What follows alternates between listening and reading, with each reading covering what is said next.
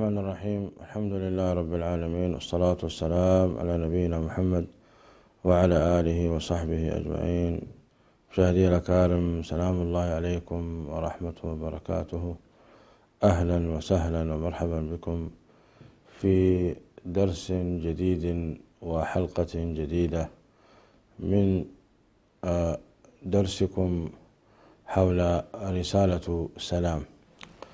لقد تحدثنا في الجلسات الماضية عن تعامله صلى الله عليه وآله وسلم مع النساء وفرع النساء، كيف كان تعامله صلى الله عليه وآله وسلم، وتناولنا احترامه للنساء وتقديره لهن صلى الله عليه وآله وسلم.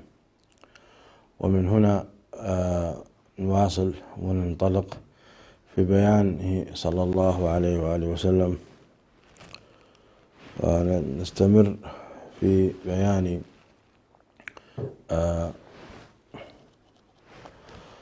تعامله صلى الله عليه وآله وسلم مع بقية المجتمعات. واليوم سنحدث الدرس بشأن تعامله صلى الله عليه وآله وسلم مع كبار السن.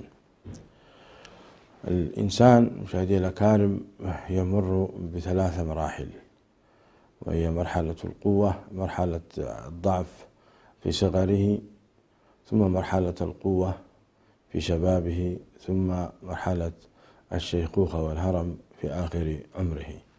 هذه هي المراحل الثلاثة التي قد ظهرها الله سبحانه وتعالى للإنسان. قال تعالى: الله الذي خلقكم من ضعف ثم جعل من بعد ضعف قوة ثم جعل من بعد قوة ضعفا وشيبة يخلق ما يشاء وهو العليم القدير. فهذا من علم الله ومن قدرة الله سبحانه وتعالى أن جعل الإنسان على أطوار. الطور الأول: والله أخرجكم من بطون أمهاتكم لا تعلمون شيئا وجعل لكم السمع والأبصار والأفئدة. فالإنسان يكون أجنة في بطن أمه أو جنينا في بطن أمه، ثم يصبح بعد ذلك طفلا، ثم صبيا، ثم يصبح شابا قويا، ثم يبدأ يتدرج حتى يصبح شيخا كبيرا. ومن هنا إذا شاخ الإنسان ورق عظمه وشابت لحيته وشاب شعر رأسه، فيبدأ في عملية الضعف ورقة العظم، فتعتريه الأمراض وتنهكه، ويعتريه أيضا المصائب، وتعتريه الهموم والغموم. وربما فوق ضعف الإنسان جسده يأتيه الضعف المادي والضعف الاجتماعي، فتنهار قواه وتنهار أيضا نفسيته. ولذلك عالج الإسلام هذه المرحلة وأعطاها اهتماما كبيرا ورعاها رعاية كبيرة. فمن ذلك أنه رعاها رعاية كبيرة، وبالتالي رعاها رعاية كبيرة واهتم بها اهتماما كبيرا. نعم. فبعد ذي بدء تعوذ النبي صلى الله عليه وآله وسلم فقال: اللهم إني أعوذ بك من العجز والكسل ومن الجبن والهرم. وقال أيضا: اللهم إني أعوذ بك أن أرد إلى أرذل العمر. وكلها أحاديث صحيحة. نلاحظ أن النبي صلى الله عليه وسلم يستعيذ بالله من أن يرد إلى هذه المرحلة التي كما قلت لكم يشيخ فيها الجسم ويرق العظم، وحتى العقل يبدأ يضعف، فينسى الإنسان أمورا كثيرة ويبدأ في الخرف، نسأل الله العافية والسلامة. من هنا كان على المؤمن أن يستعيذ بالله سبحانه وتعالى من أن يرد إلى أرذل العمر.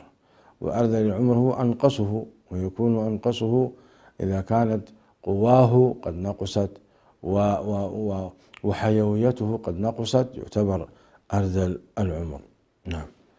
نقول مع استيعاب النبي صلى الله عليه وسلم من هذه المرحلة كان أيضا أشد حرصا على احترامها وتقديرها وإعطائها مكانتها التي تليق بها. فلما سئل عليه الصلاة والسلام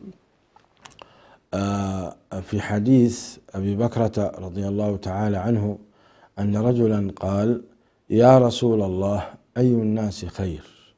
أي الناس خير؟ قال: من طال عمره وحسن عمله. قال: فأي الناس شر؟ قال: من طال عمره وساء عمله. لاحظتم هذا الحديث أخرجه الإمام الترمذي وصححه الألباني في الجامع الصحيح. حديث صحيح يبين النبي صلى الله عليه وسلم مكانة المسن، فقال عليه الصلاة والسلام: من طال عمره وحسن عمله يعتبر من الخيرين، ومن طال عمره وساء عمله يعتبر من أشر الناس والعياذ بالله. وهنا الإسلام يحثنا في بذل الجهد في العمل الصالح ونحن شبابا. لماذا؟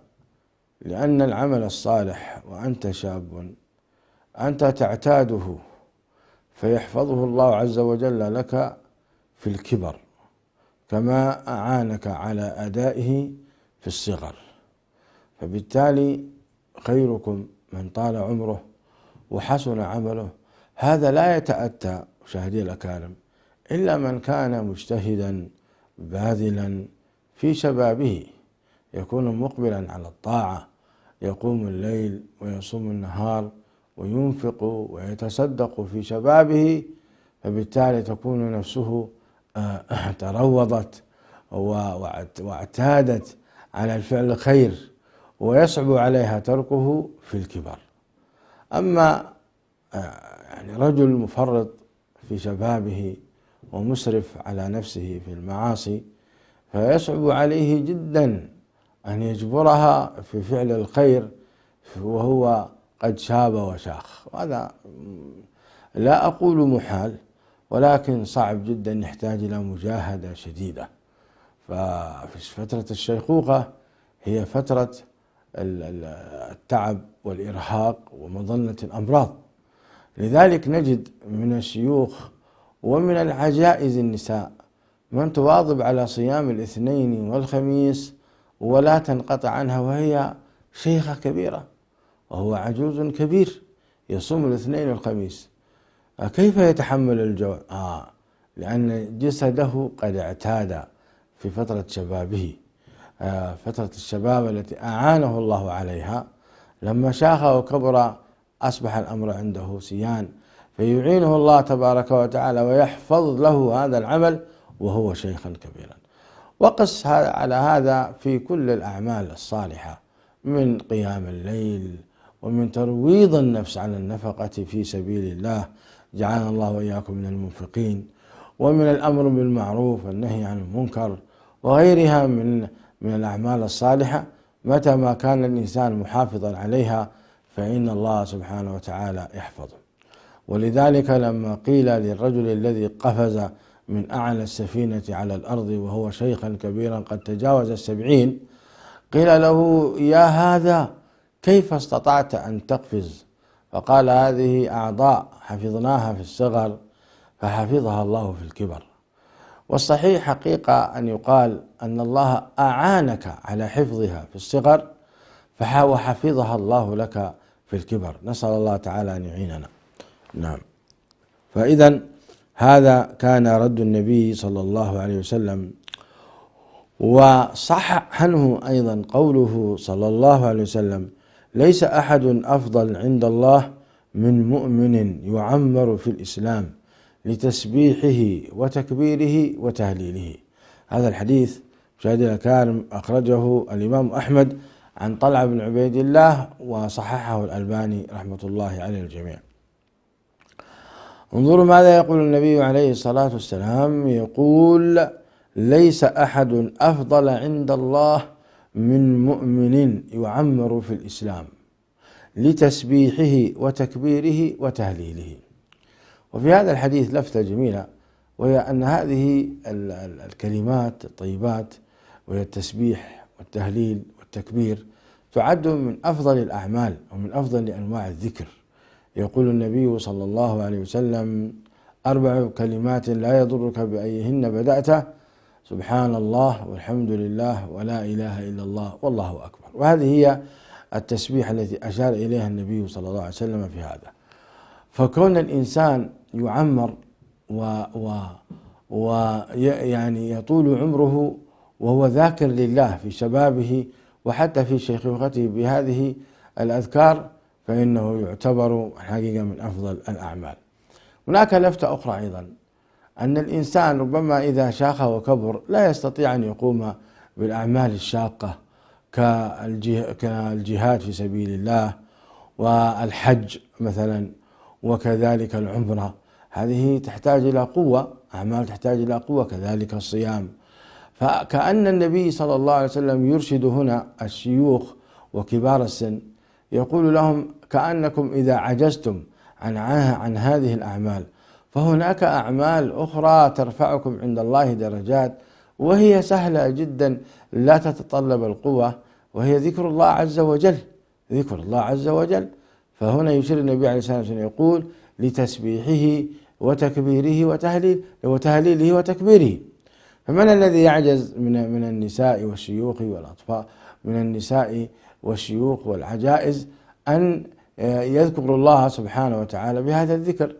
يعني يقول النبي عليه الصلاة والسلام في آخر حديث رواه الإمام البخاري: كلمتان ثقيلتان في الميزان حبيبتان إلى الرحمن خفيفتان على اللسان، ربما أكون قدمت أو أخرت: سبحان الله وبحمده سبحان الله العظيم.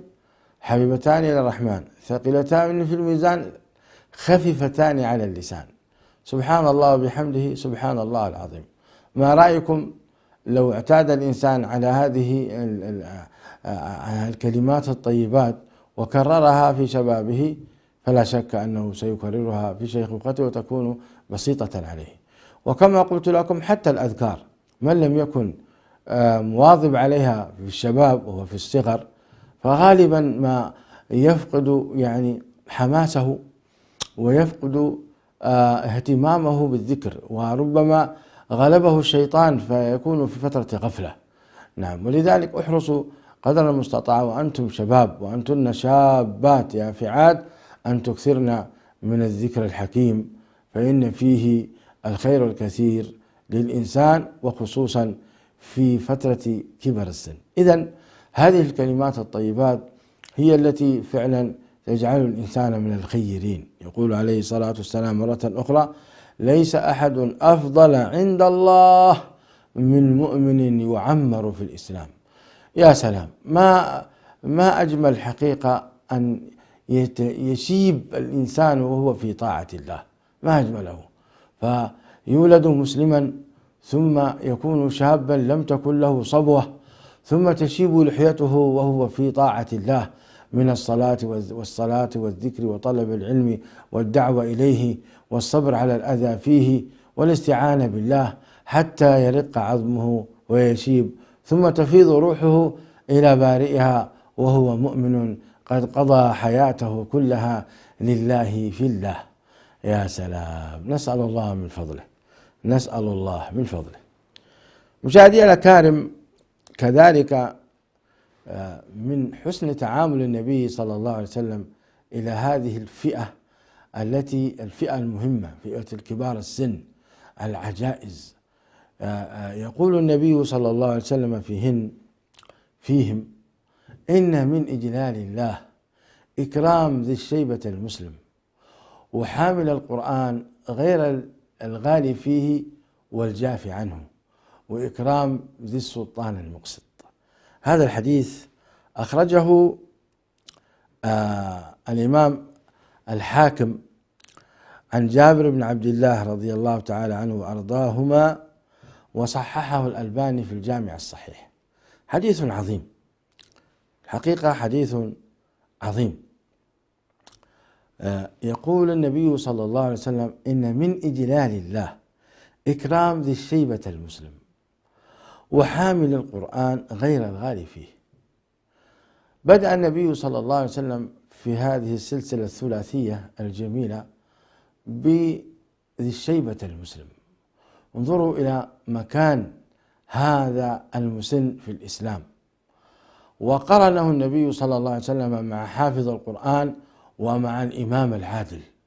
الله أكبر. انظروا إلى أي درجة هو المسن عند الله وعند رسوله صلى الله عليه وآله وسلم. إن من إجلال الله. وانظر أيضا حينما أنت تقدر الشايب وتحترمه وتقدره فإنك تعظم الله سبحانه وتعالى وتجله.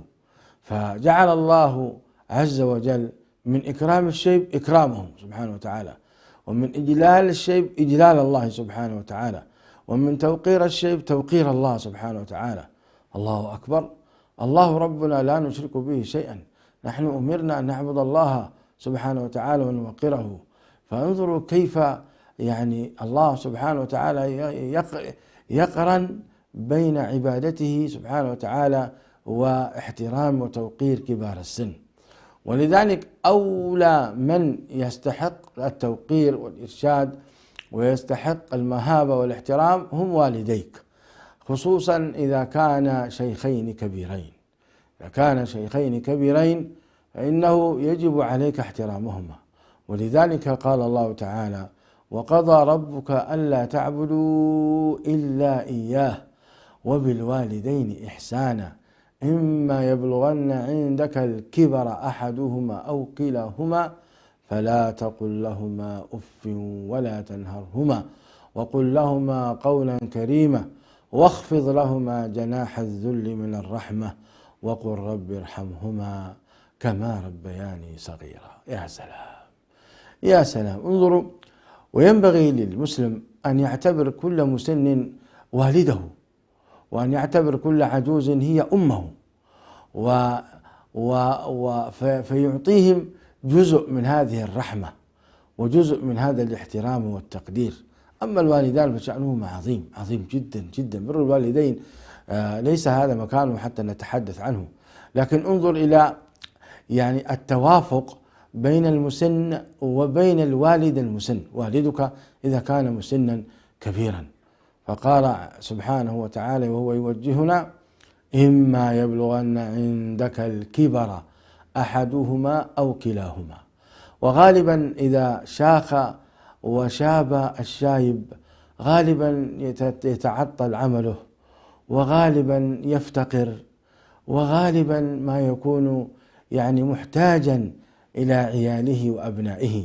فلذلك عبر الله هنا عندك، عندك أيها الابن يكون هذا الشايب وهذه العجوز، أمك وأبوك يكونان عندك، فبالتالي وجب عليك احترامهما وتقديرهما.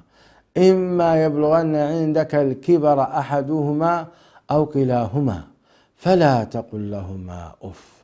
لماذا ذكر الله فلا تقل لهما أف؟ لأن هنا مظنة التضجر. الشيخ والشيخة إذا شابا غالبا تسوء أخلاقهما، وغالبا يصعب التعامل معهما، فبالتالي كان هنا النصيحة في محلها والوصية في محلها من لدن ربنا تبارك وتعالى حينما يقول فلا تقل لهما أف، لأنك ستجد ما يثير عندك هذه الكلمة، ستجد من التعاون من قبل الوالدين فينهاك الله سبحانه وتعالى أنك تتغير عليهما ولو بكلمة أف. نستغفر الله ونتوب إليه، نستغفر الله ونتوب إليه على ما كان منا تجاه والدينا، نستغفر الله ونتوب إليه. فلا تقل لهما أف. ثم نهى ما بعده من بدأ بالقليل ثم نهى عن الكبير: ولا تنهرهما. والنهر هو رفع الصوت، وأن تقول أنت ما تفهم، أنت ما تفهمي، أوه أنا تعبت معاكم، أنا تضجرت، إيه يا أخي. هذا هو النهر والعياذ بالله. ينكسر قلب الشايب وتنكسر قلب الأم، ويحزن على ابنهما وعلى ابنتهما، ويكون في غالب الهم والحزن إضافة إلى هم الشيخوخة ورقة العظم وكثرة الأمراض. ثم يأتي هذا الابن ويرفع الصوت: اللهم عافنا ولا تبتلينا، اللهم عافنا ولا تبتلينا. لذلك حث الإسلام وشدد في أمر بر الوالدين واحترام المسن، وجعل على ذلك الأجور العظيمة والثواب الكبير، وفي نفس الوقت حذر من عقوق الوالدين، وتوعد الله من عقهما بالعقوبة العاجلة في الدنيا قبل الآخرة. انتبهوا انتبهوا يا إخواني وأخواتي من عقوق الوالدين، انتبهوا. اللهم عافنا ولا تبتلينا. إذن لكون هذا المسن هو أنت تعتبره كبيرا كأنه والدك، فبالتالي يعني تعظمه وتحترمه وتقدره لأجل أن تجد من الله الاحترام والتقدير. إن من إجلال الله، إذا كان الله في قلبك ذا جلالة، إذا كان الله في قلبك ذا عظمة، إذا كان الله في قلبك ذا توقير، فإنك ستجل الشايب الكبير، ستخفض صوتك عنده، ويعني وتضع له أجنحتك، وتكون في غاية الاحترام والتقدير، لأنه شايب كبير. لن تتقدم عنه في الدخول أو في الخروج، لن تتقدم عنه في الطعام أو الشراب، لن تتقدم عنه حتى في الكلمة. ستجد كأنك حمامة قد وقعت على رأس شيخ كبير. ثم قال النبي عليه الصلاة والسلام: وحامل القرآن غير الغالي فيه والجافي عنه، وإكرام ذي السلطان المقسط. وانظروا إلى هذه المكانة، مكانة القرآن معروفة، ومكانة العالم الكبير الإمام العادل أيضا معروفة، فهم أحد الذين يظلهم الله يوم في ظله يوم لا ظل إلا ظله. مشاهدي الأكارم، فاصل ثم نعود إليكم.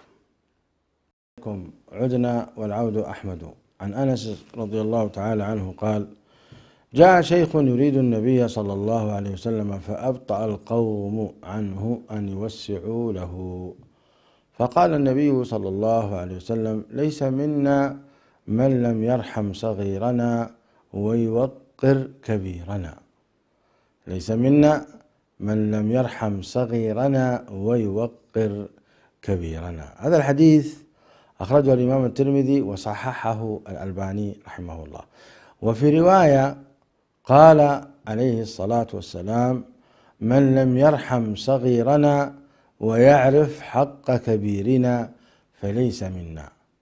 من لم يرحم صغيرنا ويعرف حق كبيرنا فليس منا. وهذا الحديث أيضا أخرجه الإمام أبو داود عن عبد الله بن عمرو وصححه الألباني في الجامع الصحيح. ألا رحمة الله على الجميع، ألا رحمة الله على الجميع، على الإمام الألباني والمشايخ الفضلاء. في هذا الحديث توجيه نبوي كريم للأمة جمعاء في احترام الكبير. وهي قصة يرويها لنا الصحابي الجليل أنس بن مالك أن شيخا كبيرا أتى لمقابلة النبي صلى الله عليه وسلم، وكأن الصحابة كانوا قد جلوسا حول النبي عليه الصلاة والسلام، فكان الأولى أن يعني يفزحوا ويبادروا في التوسيع لهذا الشيخ الذي يريد مقابلة النبي صلى الله عليه وسلم، فأبطأوا وتأخروا، فكأن الشايب وقف حيران، فعاتبهم النبي عليه الصلاة والسلام بقوله: من لم يرحم صغيرنا ويعرف قدر كبيرنا أو حق كبيرنا فليس منا. وفي رواية: ليس منا من لم يرحم صغيرنا ويوقر كبيرنا. فهنا كان الأولى بالصحابة رضوان الله عليهم أن يبادروا في الإفساح لهذا الشيخ الكبير حتى يأتي ويقابل النبي صلى الله عليه وسلم.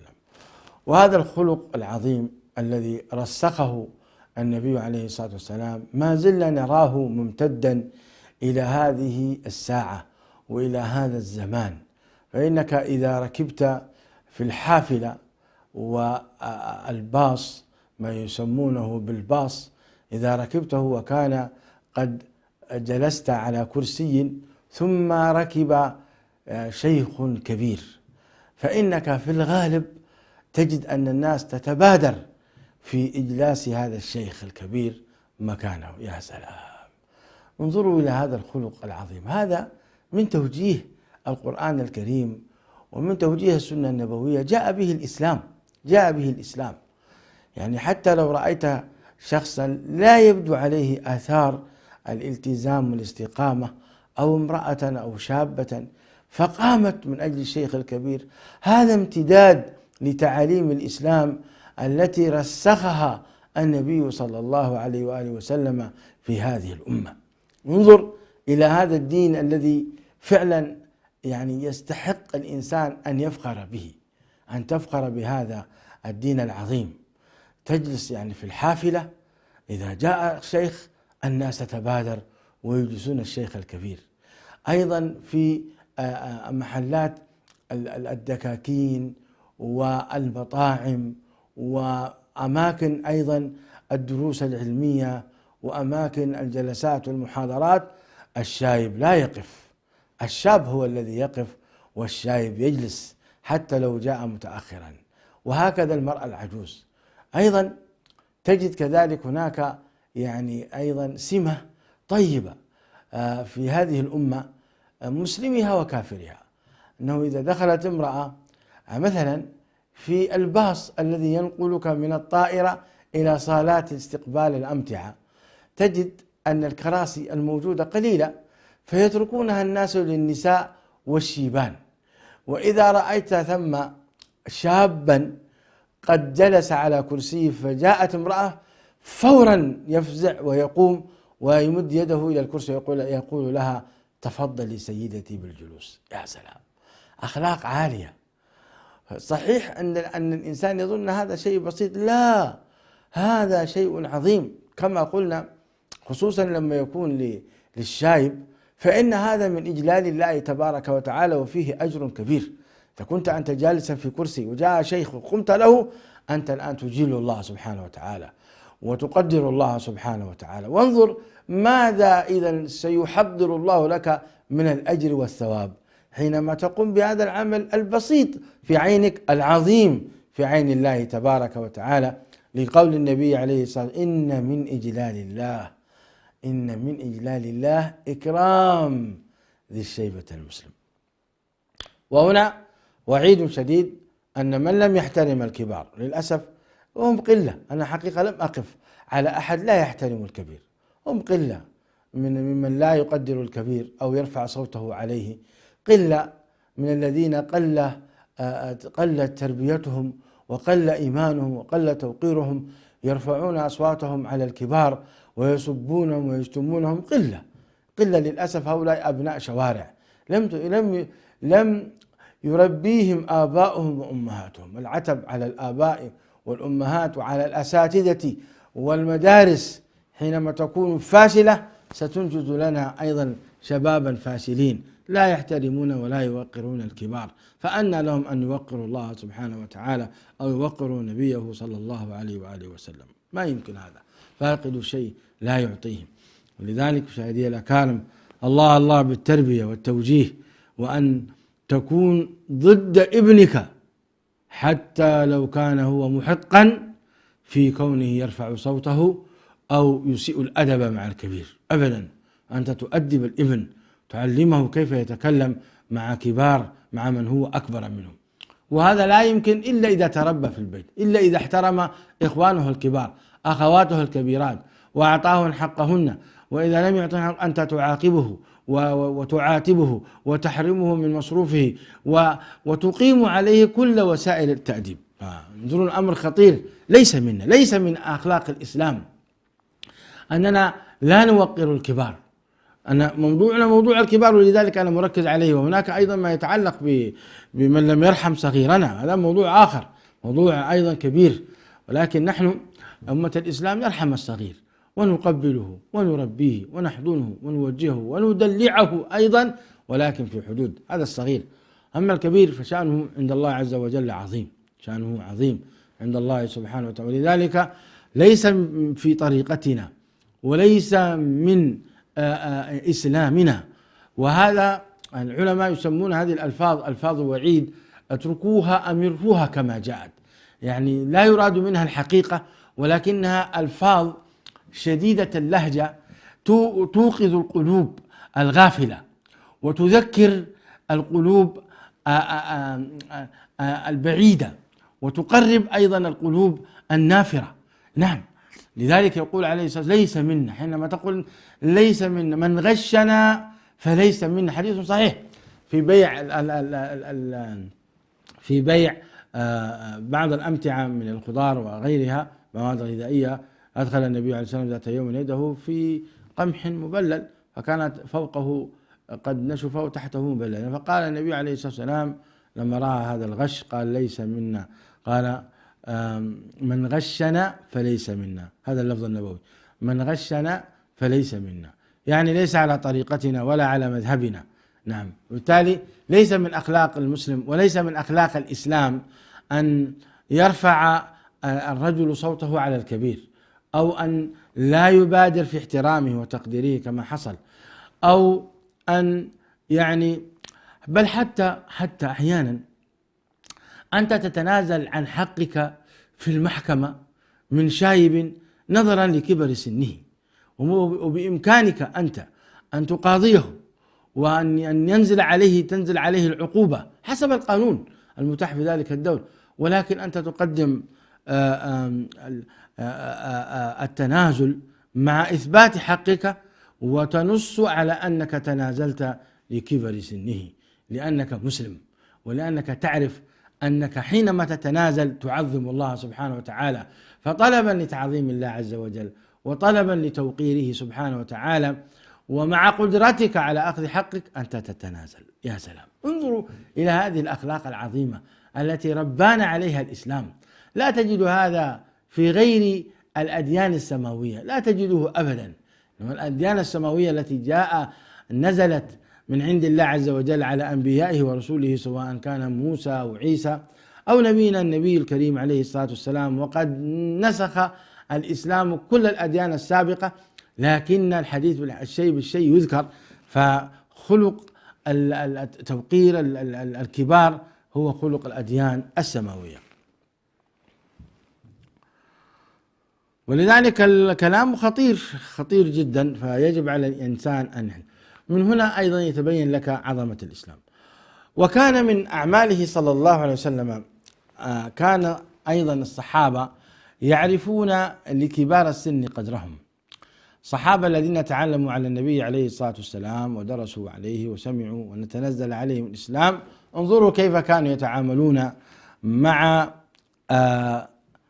كبار السن. ولو جلسنا نحصي أعمال الصحابة مع كبار السن فبصراحة يحتاج إلى درس مستقل، يحتاج إلى درس مستقل، تعامل الصحابة مع كبار السن، وأنت تسرد بعد ذلك تستقرئ كل المواقف التي مرت على أبي بكر وعمر وعثمان وعلي وعلى العشرة المبشرين، تستقرئها ثم تدونها وتلقيها. هذه يحتاج إلى دروس، لكن نكتفي بموقف أو موقفين. يقول الصحابي الجليل طلحة بن عبيد الله قال: خرج عمر، يعني عمر بن الخطاب، ليلة في سواد الليل فدخل بيتا، فلما أصبحت ذهبت إلى ذلك البيت فإذا عجوز عمياء مقعدة، فقلت لها: ما بال هذا الرجل يأتيك؟ فقالت: إنه يتعاهدني مدة كذا وكذا، يأتيني بما يصلحني ويخرج عني الأذى. ذكر هذه القصة ابن كثير رحمة الله عليه في البداية والنهاية. مشاهدينا الكرام، انظروا إلى هذه القصة العجيبة. هذا عمر رضي الله عنه، هذه عادته عمر بن الخطاب الإمام العادل، الإمام العادل عمر بن الخطاب الذي لا أظن أن يتكرر في هذه البسيطة مثل عمر أبدا أبدا رضي الله عنه وأرضاه، ومواقفه ومناقبه كبيرة. هذا الموقف العظيم من عمر، كان يمر ليلا على بعض البيوت، فكان يمر على هذه المرأة العجوز، انظروا عجوز ليس عندها أحد، وفي نفس الوقت مقعدة يعني مريضة كأنها مشلولة، وعمياء، لا إله إلا الله، عمياء يعني لا تستطيع أن تخرج من بيتها لأنها مقعدة، وفي نفس الوقت هي عمياء.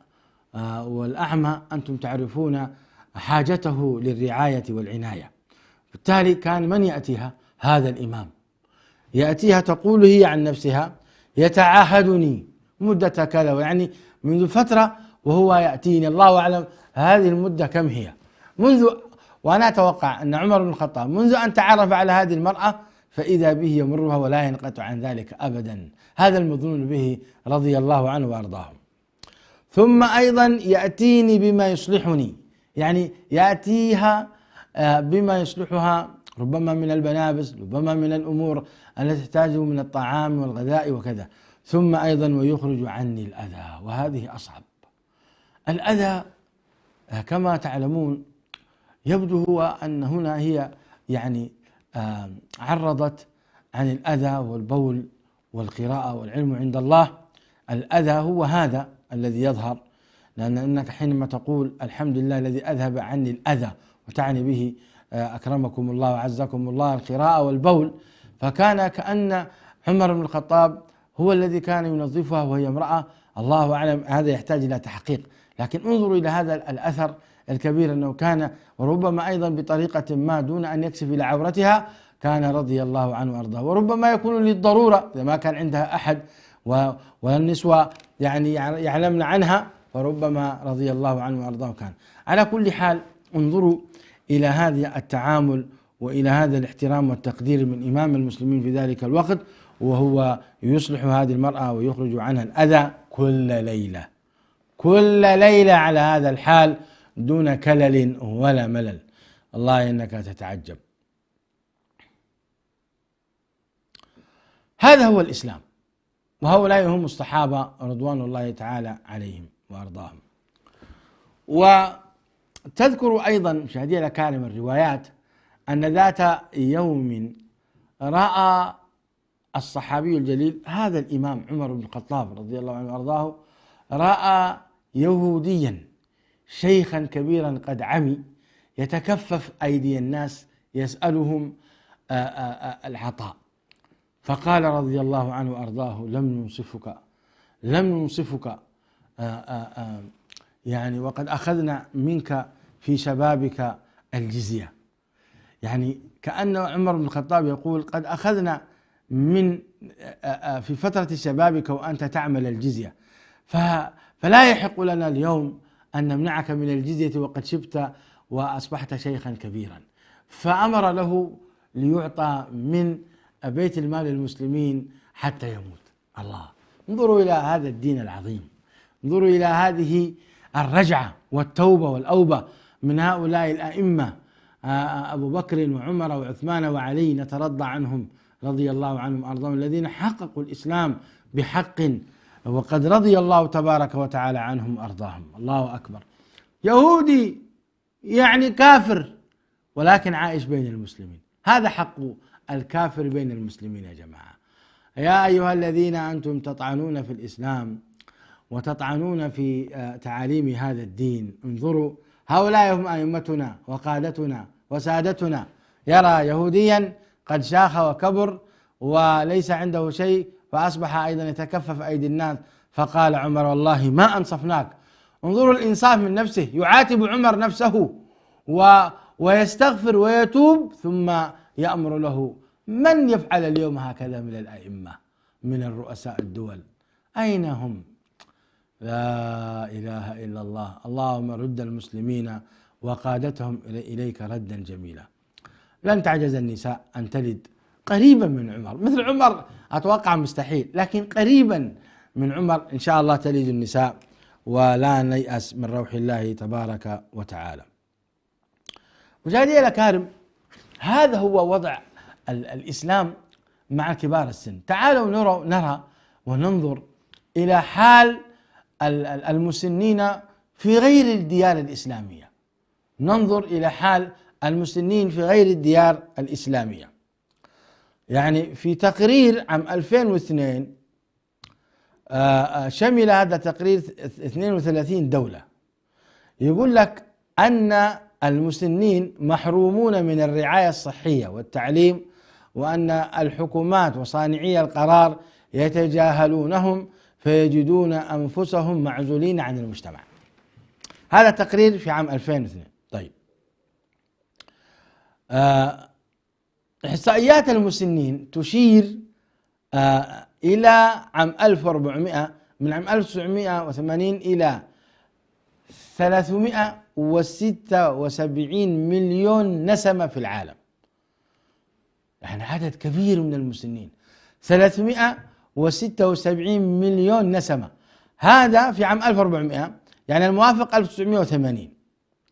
يقول لك وقد قفز العدد إلى 487 مليون نسمة في عام 1410 1990، ونسبتهم أصبحت 80% من سكان العالم.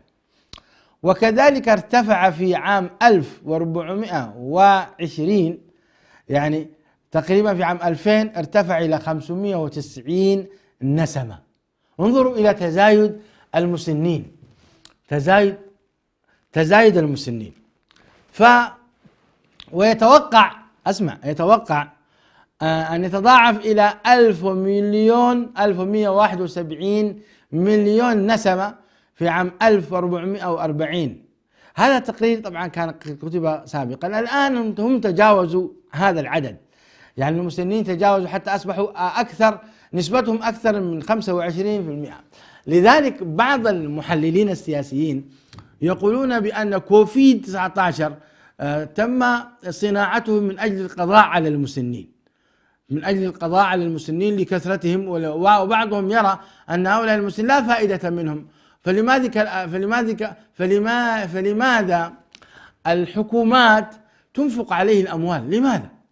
ونسوا حديث النبي عليه الصلاة والسلام في قوله صلى الله عليه وسلم: إنما تنصرون وترزقون بضعفائكم بسبب دعائهم وإخلاصهم. فلو فقه يعني حكام المسلمين وقادتهم أن رعاية المسن وإعطاء حقه ووضع العقوبات الصارمة لمن يهينه أو يتأذى به، لفتح الله عليهم بركات من السماء والأرض لهذا الحديث النبوي الصحيح. ولكن لكن حينما يأتي الكفار ويقومون بمثل هذه الأمراض وينشرونها، كما قالوا بعض المحللين في أن كوفيد تم إنشاء وصناعته للقضاء على هؤلاء المسنين، فانقلب يعني السحر على الساحر، فأهلك الأخضر واليابس، وأصبحنا كما ترون في حرج شديد لما كان الهدف منه هو القضاء على المسنين. هكذا انظروا إلى الأخبار وإلى التقارير الطبية التي يذكرونها. ولذلك من العجب العجاب أن هذا كوفيد لا يصيب الأطفال، نسبة إصابة الأطفال ضئيلة جدا، فالطفل ناقل ولكن ليس هو لا يتضرر من هذا المرض. المتضرر دائما المسنين الذين توفوا بسبب هذا المرض. نسأل الله تعالى أن يرحم المسلمين منهم وأن يتقبلهم شهداء. إذن الإسلام جاء لرعاية كبار السن، وأرشدنا أن رعايتهم فيه الخير الكبير. أولا فيه إجلال الله، ثانيا فيه أيضا الخير والبركة، فإنك تنصر، إنما تنصرون، وليس النصر فقط بل وترزقون بضعفائكم. من هم أشد الضعفاء؟ المسن.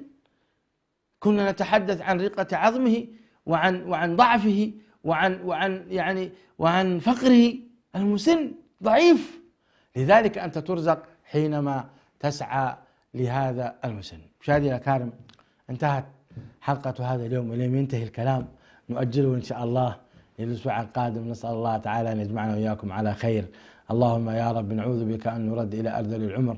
اللهم توفنا وأنت راض عنا، ونحن يا ذا الجلال والإكرام في كامل صحتنا وعافيتنا وقوتنا، وإن مد بنا العمر نسألك تبارك وتعالى لا تحرمنا فضلك، أن لا تحرمنا عافيتك.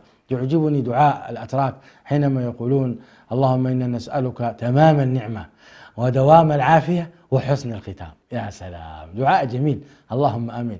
ولذلك نقول اللهم إنا نسألك دوام النعمة، تمام النعمة، ودوام العافية، وحسن الختام. والسلام عليكم ورحمة الله وبركاته.